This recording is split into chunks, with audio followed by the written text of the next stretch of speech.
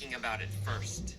Confessional means to tell about your life, tell your secrets, very honestly and directly.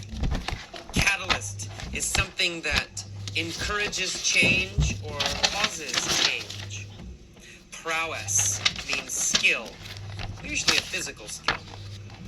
To not pan out means to not be successful or to not work out, to not be เข้าใจไหม effective. Seminal means very creative and original.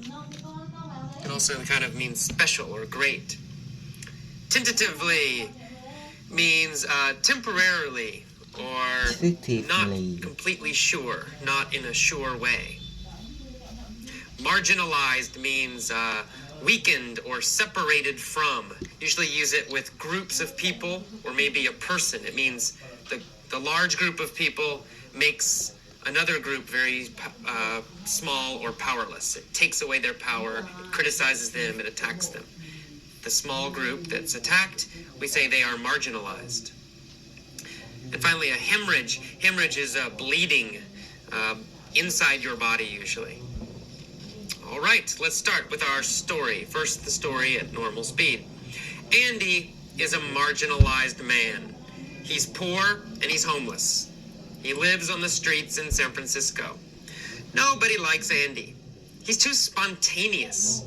He never thinks before he acts. If he is angry, he will immediately yell and scream and throw things. Sally is very successful. She has great physical prowess. She's a professional basketball player. She's rich. One day, Andy saw Sally. He tentatively approached her and said, "Can you give me some money? I used to have a good job, but it didn't pan out. I'm really an honest person." Andy then told Sally a confessional story, all the secrets about his life, all his details. When he finished, Sally laughed and said, "Go away, you bum." Then she punched him in the stomach. Andy fell down crying. Her punch caused an internal hemorrhage in his stomach. The police came and took Andy to the hospital. Luckily, Andy lived. Sally's punch was a seminal event in Andy's life. Since he almost died, Andy started to think about his life. He decided he needed to change. When he got out of the hospital, he found a job. Then he went to night school. Eventually, he became very successful. Now he is happy that Sally hit him. She was the catalyst that caused his life to change. Okay, next time, let's tell the story again. This time I will pause and ask questions. Here we go. Andy is a marginalized man. Is Andy a popular man? No, he is not a popular man. Is Andy a powerful man? No, he's not. He's not a powerful man. He's a marginalized man. He is on the edge of society. He's a marginalized man. Most people don't like him. He has no power. He's marginalized. Why is he marginalized? Well, he's marginalized because he's poor and he's homeless. He lives on the streets in San Francisco. Nobody likes him. Why not? Well, he's too spontaneous. Does Andy plan everything he does? No, he never plans. He's spontaneous, always spontaneous. Does he control his emotions? No, he never controls his emotions. He's always very spontaneous. If he feels something, he immediately acts. So Andy's very spontaneous. For example, he never thinks before he acts. If he's angry, he will immediately start to scream and yell. So he's too spontaneous. Our next character is Sally. Sally is very successful. She has great physical prowess. Does she have physical ability? Yes, she does. She has physical ability. Does she have physical skill? Yes, she does. She has great physical skill. She's very good with her body. What kind of prowess does she have? Well, she's a professional basketball player. She has basketball prowess. Because she's a professional, she's very rich. One day in the past, Andy saw Sally. He tentatively approached her. Did he go to her in a very fast way, in a very direct way? No, he tentatively approached her. He wasn't sure. He was unsure. He went slowly. Excuse me. He went to her very tentatively, not sure. And he said, "Can you give me some money?